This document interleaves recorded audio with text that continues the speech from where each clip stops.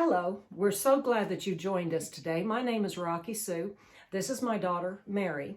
And today's recording is I'm a Narcissist's Magnet.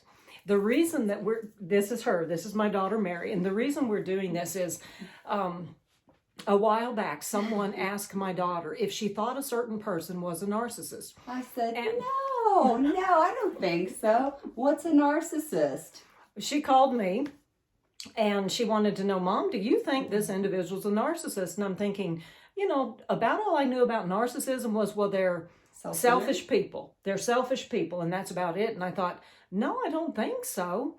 And so the person gave her a book to read, and then got her turned on to some YouTube channels where people talk about it.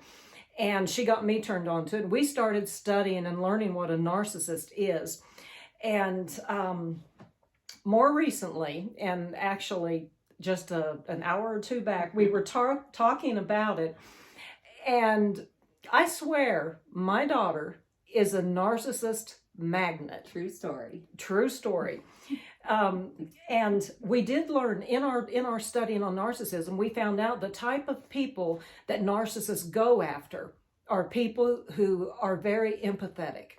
And Mary has been, what mission trips have you been on? I've done a lot of mission trips. My, when I was in college, I went to Guatemala, Honduras, Russia. I lived overseas. I went to Thailand during law school. I lived there for a couple months. I've been all over the world doing mission trips with orphans and, even human trafficking in the bars and brothels of Thailand and stuff like that. So I've done a lot of mission trip. I'm a very empathic person. I care, which apparently is a terrible thing.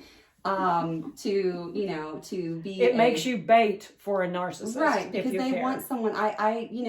My life philosophy used to be always give people the benefit of the doubt, trust until they prove they're not trustworthy. I would always think, oh, I must have misunderstood this, or, oh, don't be shallow. I'm being shallow. I shouldn't think this about this person. How could I think he looks like a weasel and acts like a weasel? That's rude. I'm being so rude. And, you doubt yourself. You want to give people the benefit of the doubt. You think everyone's lovely and wonderful. And, if you say what you mean, sometimes you don't say it because you would mean it and you can't take words back. Words hurt. Words, it's important you're careful what you say and what you do, and what you see is what you get. I'm kind of an open book. However, I have a secret for everyone. Not all people are like that. They're not. She said, if you couldn't hear, she said, not all people are like that. There's a specific breed of people called narcissists, and if you look up, Dr. Romani on YouTube or Lisa Romano, they have some great material explaining what a narcissist is, how they act. And I thought, oh my gosh, after listening to all this material, all the confusion left my life. I was like, oh my goodness, everything makes so much sense.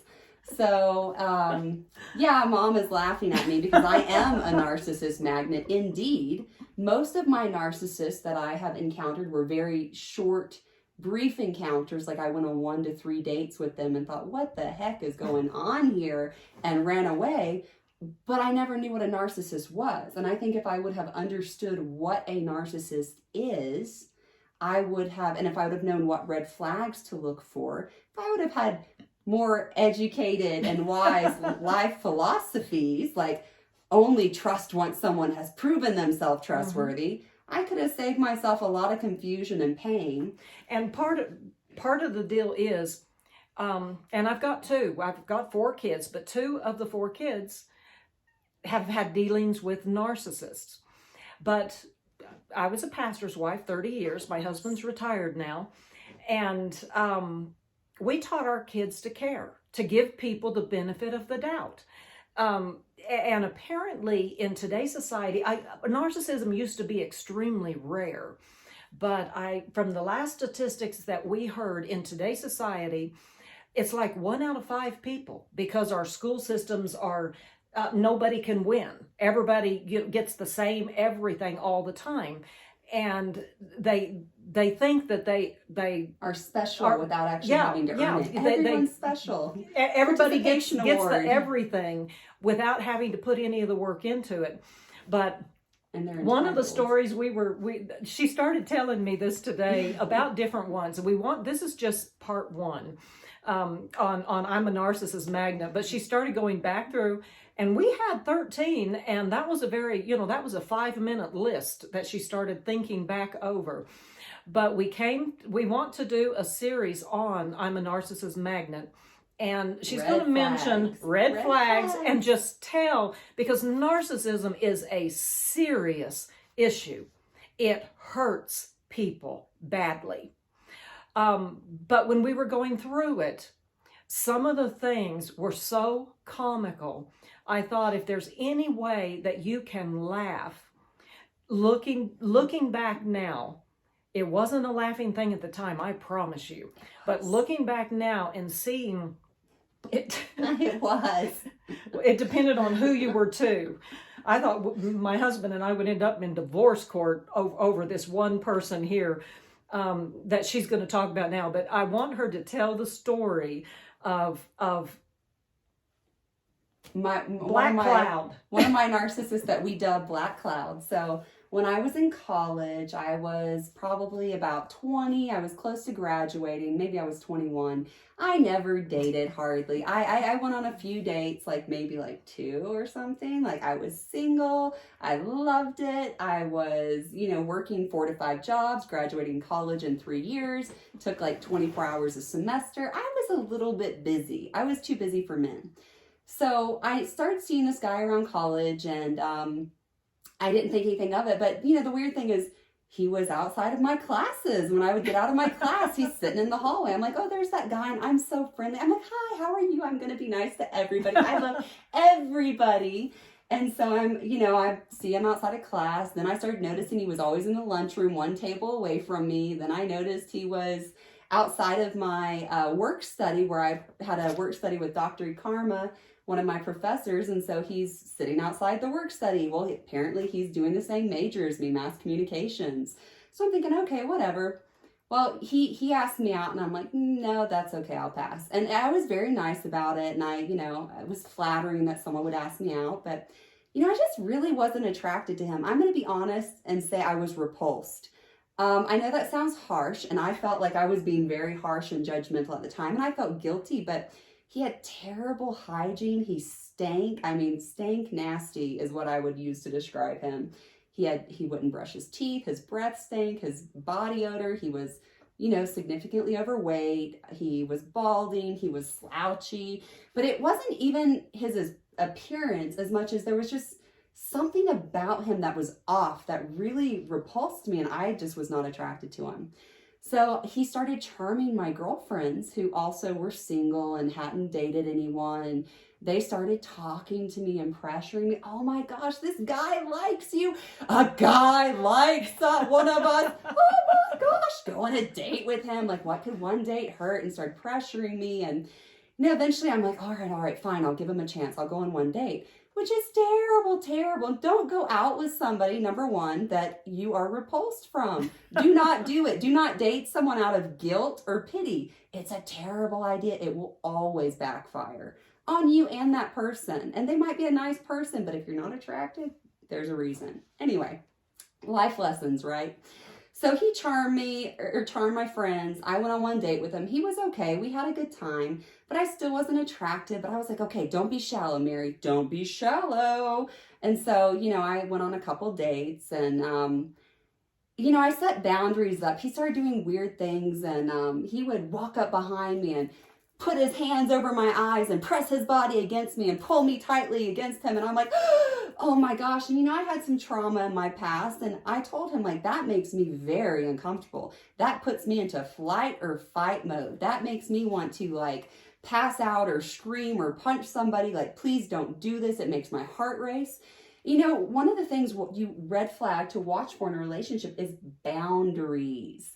If someone doesn't respect a boundary that you make, walk away. No, don't walk away. Screw that. run away. Run away as fast as you can, because they're never going to start respecting your boundaries. If they don't respect your boundaries, they don't respect you.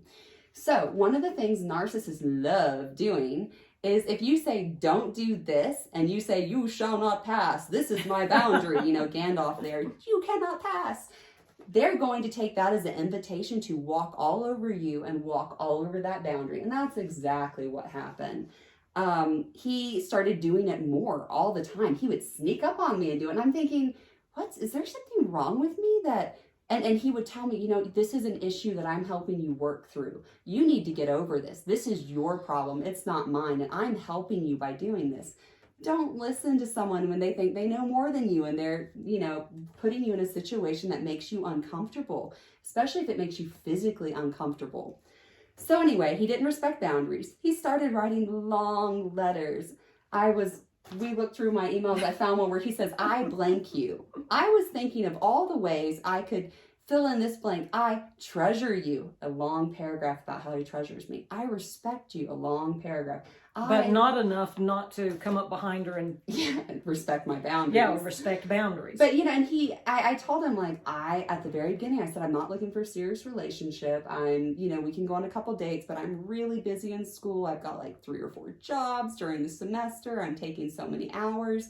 But, you know, I just said, well, maybe we could just hang out a couple times and just check it out. But I'm not looking for anything serious. So I was upfront with him. So he starts writing me these long letters and emails. And, you know, at the first week, he tried telling me he loved me. And I'm like, whoa, hold the horses. Let's not bring the L word up. I mean, we've been on like 2 dates, maybe. So the semester ended. I went on a trip to Russia with my grandmother to do mission work at some orphanage there for a couple weeks. I came home from Russia. Well, I came to my grandmother's house. And the next day I was supposed to drive. She lives in Atlanta, Georgia. I was supposed to drive back up to South Carolina, which was like a 6-7 hour drive. And I was exhausted because guess what? Jet lag. It sucks. It's terrible. So I'm super jet lagged. I'm standing in the restroom looking in the mirror and I'm looking at myself and I'm thinking, my body starts shaking. All of a sudden my vision, black, starts tunneling. Black. The next thing I know, I've blacked out. I wake up on the floor all contorted. I'm having a seizure. I've never had a seizure before. Don't know what's happening. Scared to death. It takes me about 5 minutes before I can loosen up my limbs and move. And I'm like, oh man, this is serious junk. Turns out I thought, okay, I'm just so tired that my body's having a physical reaction to my exhaustion. So I put off the trip to Georgia, to South Carolina for 1 day. I tell him I'm really exhausted. I'm tired. I'm supposed to start an intensive class called, legal writing theory. And this class is known for failing seniors. They take this class, they don't pass, and they have to do another semester at college. They have failed. And they have to wait till it's offered again to pass and graduate. So it's a 2-week intensive course of this class, which means it's going to be a lot of work in a really short period of time. I'm also starting my internship at a place called Joshua's Way. So I drive up the next day. I tell Black Cloud is what we call him. I don't know if we called him Black Cloud at the time. Yeah, so anyway, I tell him I'm not interested in going on a date. I'm exhausted. I just had a seizure. I'm physically shaking. I'm so tired. I'm making this 6-7 hour drive. I'm going to go to my dorm and go to sleep.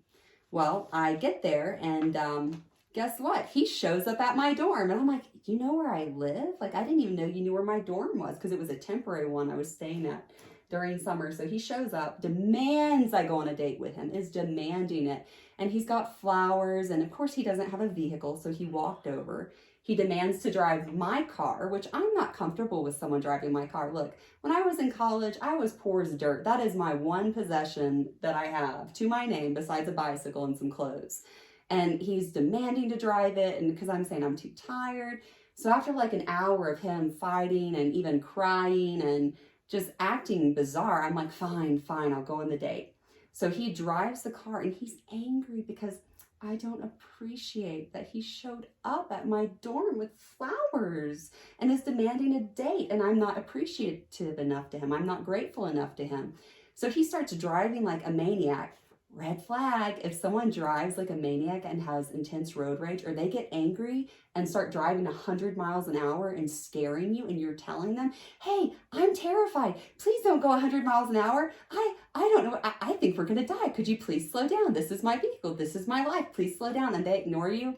That's another red flag, just in case you're wondering, something to watch out for. And them not taking no. Yeah, not taking no for an is a red answer. flag. She said no. She was So exhausted. many She just times. had a seizure. She said no. And he shows up with flowers. Woohoo! So date time. So we go out to, we finally park somewhere, go into a restaurant, and then he refuses to eat his meal. And he's pouting and he's upset because I'm not giving him enough attention. Poor little baby needed cuddles. Anyway, my 10-month-old's less needy than this guy was. And that's saying something. So anyway, he finally the date's over. It's a total flop. It's miserable. And I'm like, I'm so done with this guy. I'm never talking to him again. This is just miserable. He is crazy. What is going on? I want to get off the crazy train. So we're driving back. He's driving back to the college, and he stops at Walmart. And I'm like, please, just let me go home. Just let me go home. And he wouldn't give me my keys. He gets out and he walks around Walmart for like an hour or two, crying, sobbing. Oh, life is so hard. And just carrying on. And, you know, for the first 30 minutes, I'm like, what's happening? Can we go back to the dorm? Can I please go home now? Can I tap out? I tap out. Can I go home? No, he wouldn't have it. And he had my keys. Finally, he takes me home and my class starts the next day. My internship starts the next day. I'm exhausted. It's like 8 or 9 p.m. So I finally get home. I call my cousin and I'm like, this is it. I'm done with this guy. And here's another red flag. He had gone through my phone like 2 or 3 weeks before, got her number off my phone because I talked about her a lot, because I really looked to her for guidance and wisdom and advice and dating and everything. Not that I dated much, which is why I sought other people's advice, you know. When you don't know, ask. And she had been charmed by him. She thought he was the best thing next to sliced bread. She was just crazy about him. She is a cousin. Yes, a cousin. So my cousin and my friends are charmed by this guy. They're all against me. They're all like, you gotta date him. He's such a wonderful guy. And she starts excusing his behavior and explaining rationally why he was acting irrational, and pressuring me.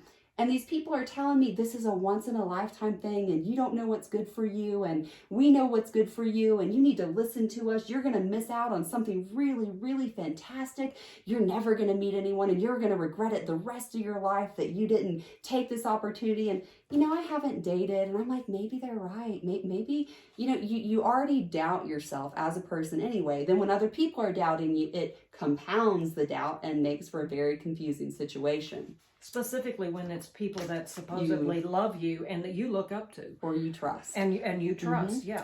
So I'm like, okay, I'll give him another chance. Red flag alert, red flag alert. Don't give someone multiple chances. Just move on, let it go. They shouldn't get multiple chances. So that night at midnight, it's not over. The day is still young. It's not over. Okay, sorry. So at midnight, I start getting texts from this guy, and he starts blowing up my phone, calling me. I'm bleeding. I'm dying. I've been in a wreck. He calls me. He's like, Mary. Mary. And I'm like, is this like the Grim Reaper calling me? Like, what's happening? But it's from his cell phone. No, it's him. It's Black Cloud.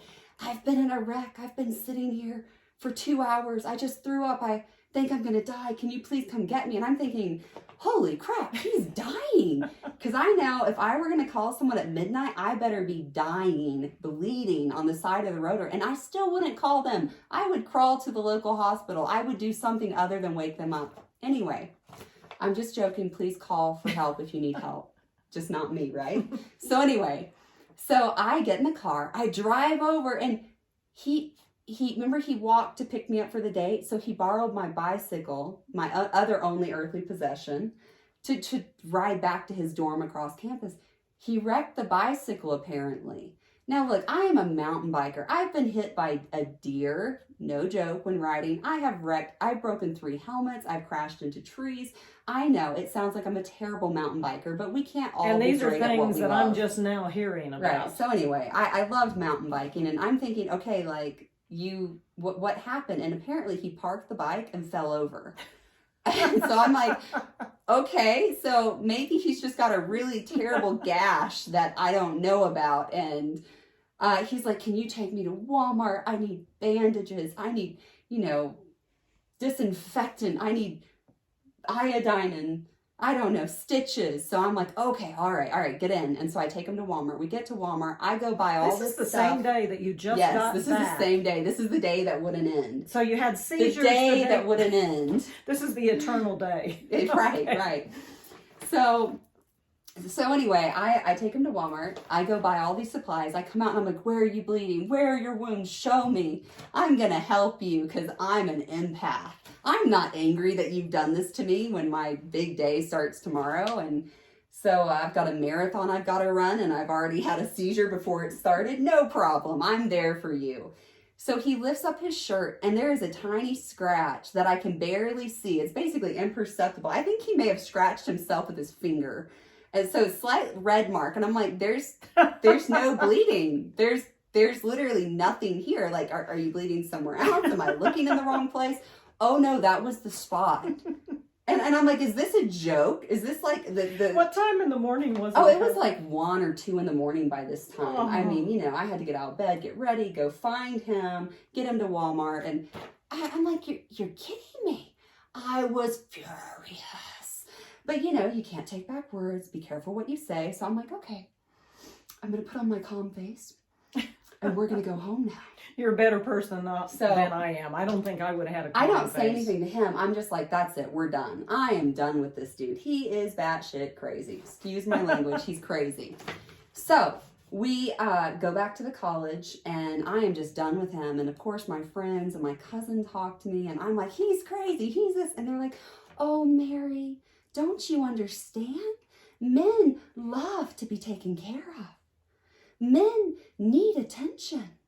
It's natural and normal for him to want for you to take care of him in this situation. You're the problem. You just are not being considerate. You're being rude. Oh, I'm the problem. Dang, I keep thinking he's the problem. But apparently I'm the problem. I don't have any empathy. I'm a terrible person. Okay, I need to put on my good girl hat and stop being a terrible person. Okay, it's me. It's not him. That's what everyone's telling me. That's what he's telling me. So the next couple weeks, he bombards me constantly for attention, and I'm working a job. I'm doing school like 6 hours a day. And I mean, I'm literally working like 15 hours a day trying to get everything done I need to get done. And he's like, you need to meet me for lunch. You need to meet me for this. You need to meet me for that. And he's guilting me and he's bombarding me. And every time I'm with him, I feel drained and tired. And he refuses to eat and he cries all the time because I'm not giving him enough attention. And I thought maybe if I sat there and studied while he sat in the chair next to me doing his thing, like playing his Nintendo game, we would be good because we're in the same room. We're like beside each other, next, like matching chairs. No, it's not good enough for someone like that. So anyway, I'm just like, I am just tired of his behavior and everyone's making excuses and saying how wonderful he is. And I'm like, are we looking at the same person? Is it just me? And I think there must be something seriously wrong with me because this guy is like driving me insane. So I leave. I finished my class. I graduated. Lucky me, right? Despite the circumstances, I still passed my class, finished my internship. I went home to Tennessee. And he was still talking to my cousin and he's like, oh, I'm going to come help you, Mary, because you have these treasure chests you're making for Joshua's Way. And I'm going to come pick them up for you from your house in Tennessee and take them back to South Carolina. And I borrowed a car.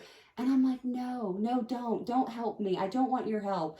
And I had tried to break up with him, and say like, I don't want this relationship probably like 8 or 9 times. And somehow you know, I just got ignored and run over, and I know. Another red flag. Look, I was young. Just give me a break. I didn't know, hadn't dated before. I was naive and nice and listening to everyone around me and ignoring my good instincts. And that's something else. Listen to your instincts. Listen to your gut.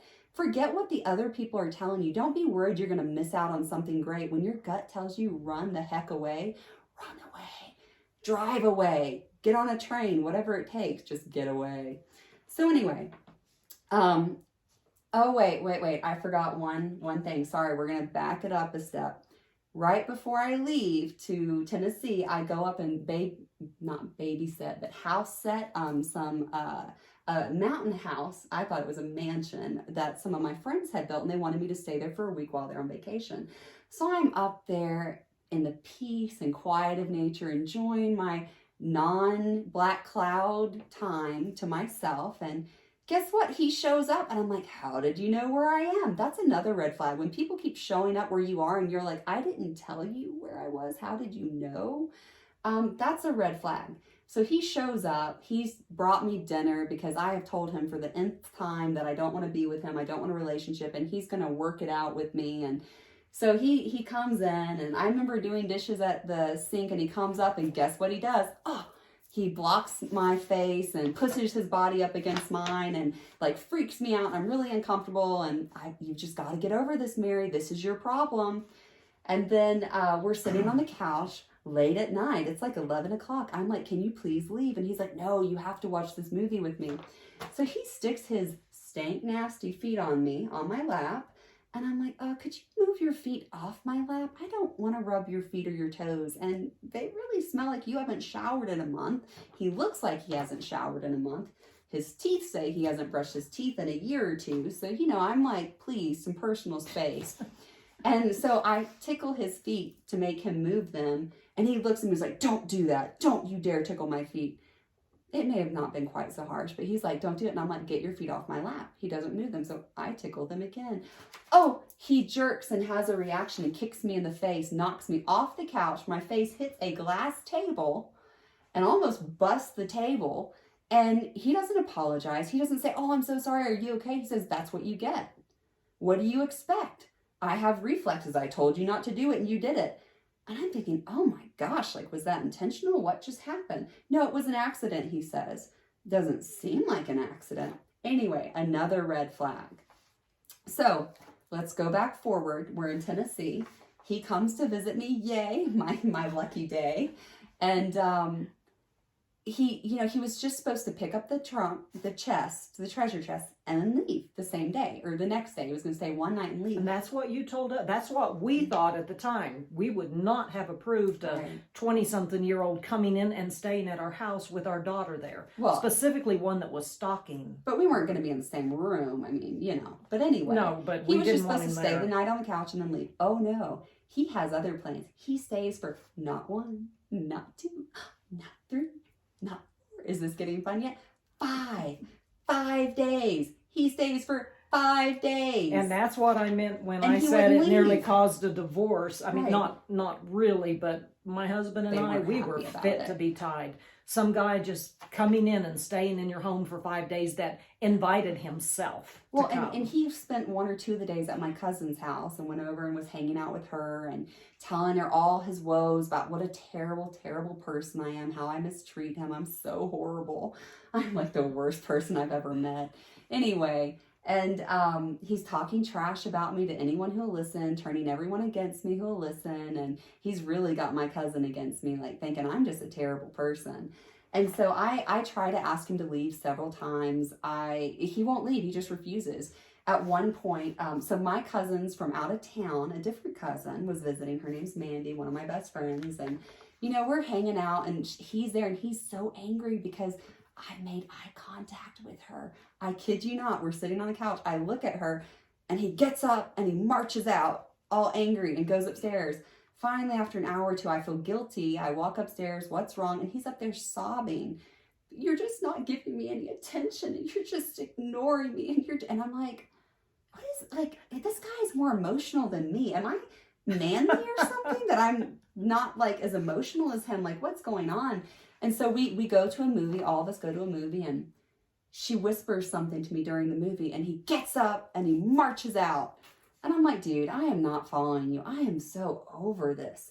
Which, remember, I'm a young 20. I have a tender heart. Like, everything that bothers him, I'm like trying to comfort him, trying to fix things, trying to make it better. I'm not as hardcore as I am now. This is like 13 narcissists later. This is what happens after 13 narcissists and you become an attorney. You look like this. You get your serious face on. You have a little less compassion or empathy, or maybe a little more wisdom. Let's look at it that way.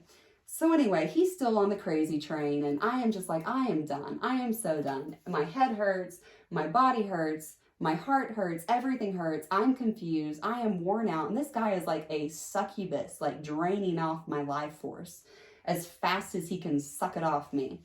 So, and I haven't kissed him. I haven't held hands with him. I haven't done anything with him. You've told him no over I've and over and over tried to again. break up with him like 8 or 9 times. I can't break up with him. You can't break up with someone you never It's true. started going with to begin with. Right. So the guy put himself in your life. Right. So he convinces, so my other cousin calls me, the one who's in love with him, and she's not really in love with him, but she really did like him a lot.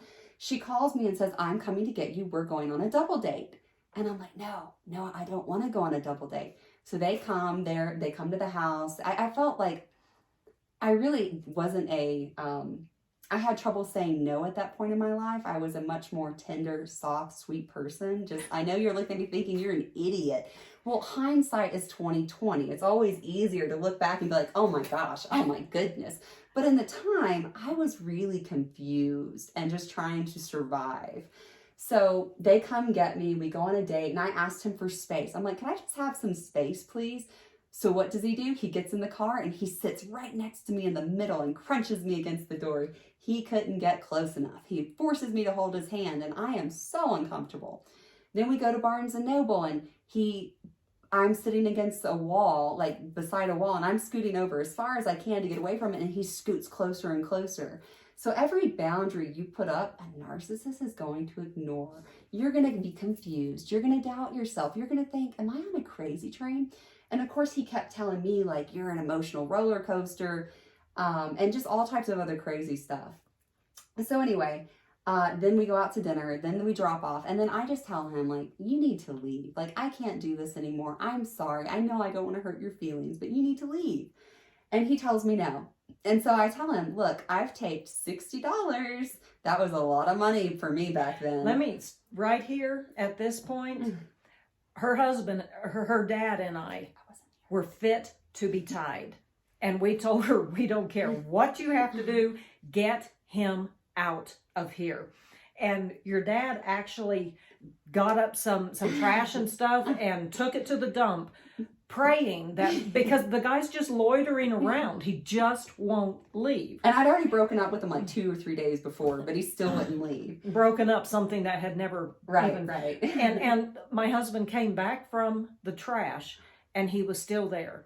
And he was livid. I was to the point, I was thinking he was going to be throwing the guy out by his ears at this point. And my dad's a pastor. And if you know anything about pastors' families and lives, they're under the microscope. So my dad couldn't blow up and be like, here's my gun, get off my lawn. I mean, if he did that, he'd probably end up in jail or on the front page of the news. I was without ready a to career. do that. But anyway, just to put a little perspective there.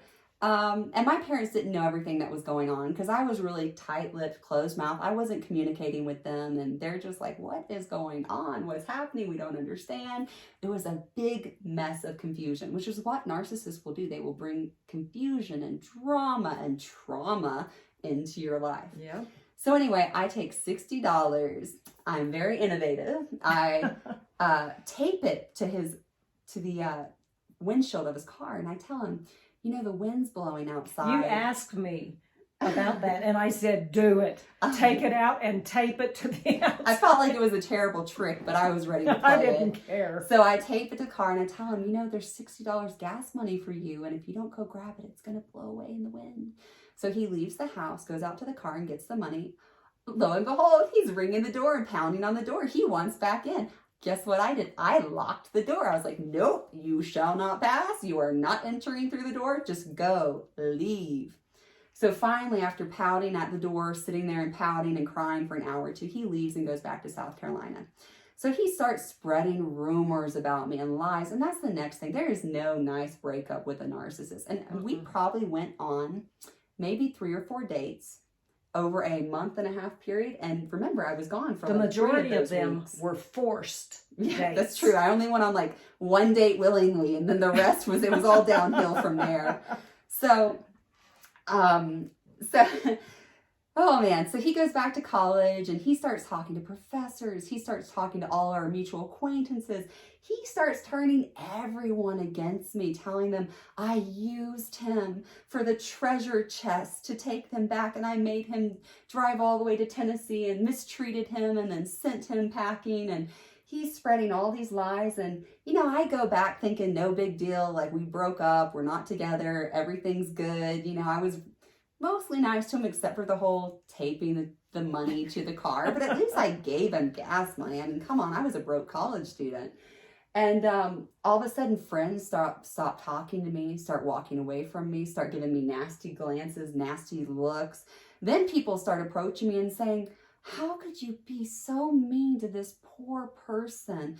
Poor Black Cloud. Oh, this poor man.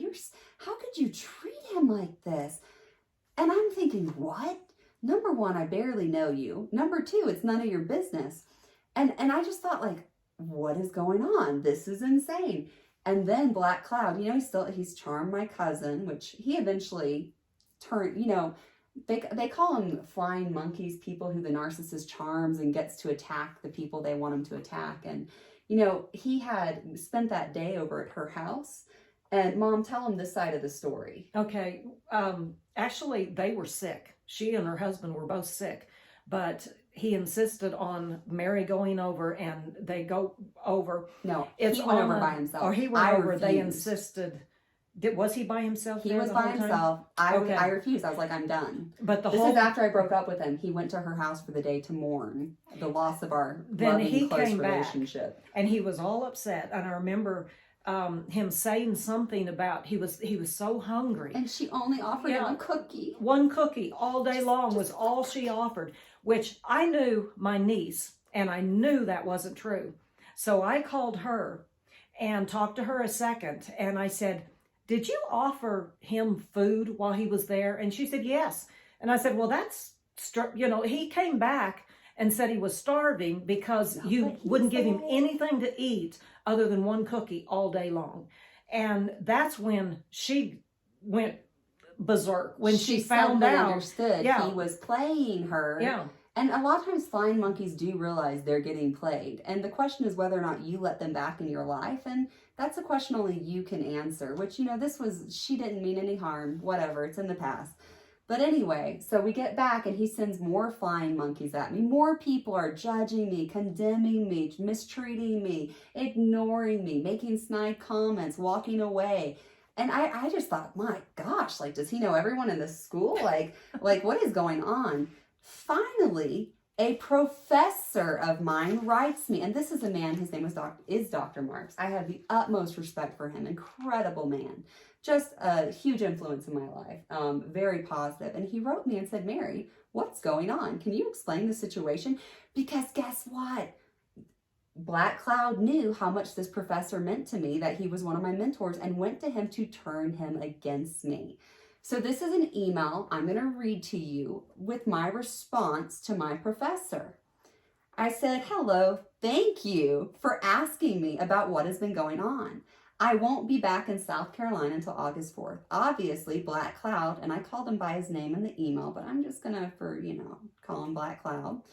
Obviously, Black Cloud has been saying many things about me recently. I have not talked about this or said anything bad about Black Cloud to anyone in South Carolina. I am not going to tell this to anyone else either, with the exception of my closest friends, and of course my family already know.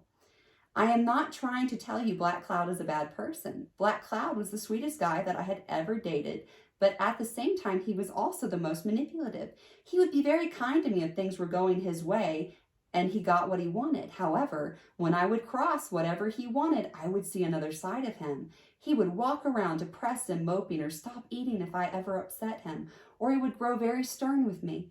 At first, I thought there was something wrong with me. He told me I was heartless and insensitive. Also, that I would not ever be able to get rid of him, even if I wanted to. Red flag, and red flag, just in case you're wondering. Okay. I warned him many times in the month, you hear that, in the month that we dated, that I wasn't ready for a serious relationship and that he should not give his heart away.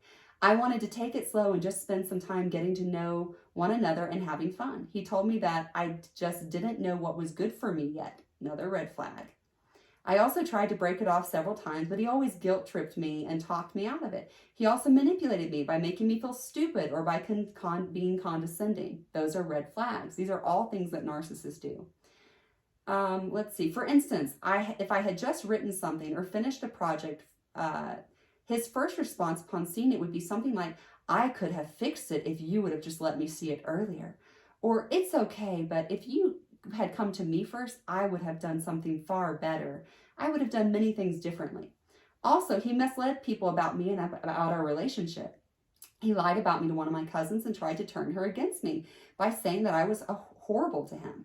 Then he told another cousin he wrote my papers for my legal writing class, and which is a total lie.